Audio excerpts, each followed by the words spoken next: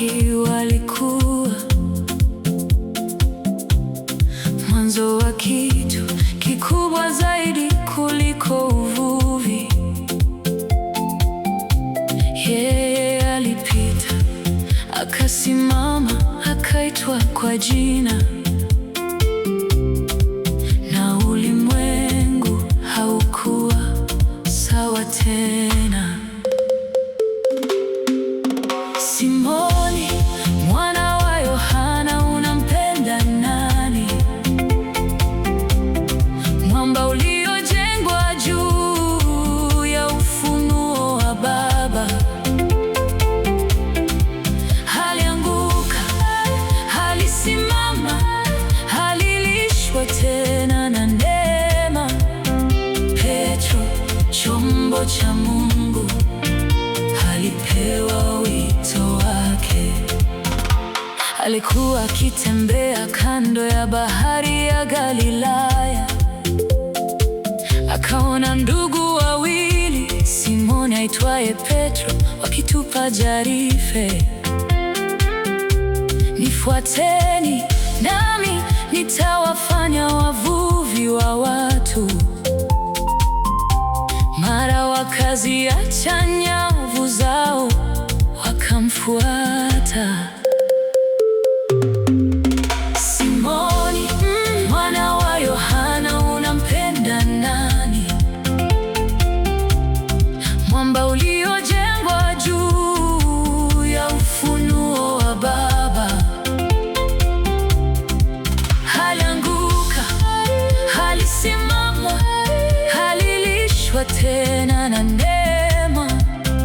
Petro, chombo cha Mungu, alipewa wito wake.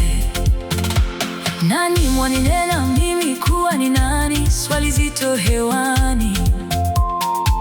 Petro akajibu bila kusita, wewe ndiwe Kristo, mwana wa Mungu aliye hai.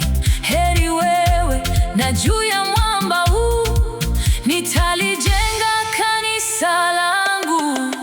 Simoni, mwana wa Yohana, unampenda nani? Unampenda nani? Mwamba uliojengwa juu ya ufunuo wa Baba.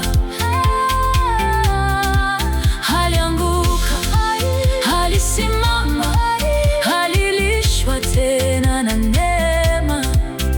Petro, chombo cha Mungu, alipewa wito wake. Walipokwisha kula mkate na samaki, aliulizwa, Simoni wa Yohana, wanipenda kuliko hawa? Mara tatu aliitwa, mara tatu Petro alijibu, Bwana, wewe wajua yote, wewe wajua kuwa nakupenda. Lisha wana-kondoo wangu, chunga kondoo zangu, lisha kondoo zangu. Simoni, mwana wa Yohana, unampenda nani? Unampenda nani? Mwamba uliojengwa juu ya ufunuo wa Baba. Halianguka, halisimama, halilishwa tena na neema. Petro, chombo cha Mungu, alipewa wito wake. Petro alisimama na wale 11, jasiri kama simba. Ndugu Wayahudi, sikilizeni kwa makini maneno yangu. Mungu amemfufua Yesu huyu, nasi ni mashahidi. Tubuni mkabatizwe. 3,000 walitikia siku moja. Watu waliposikia walichomwa mioyo. Ndugu, tufanye nini?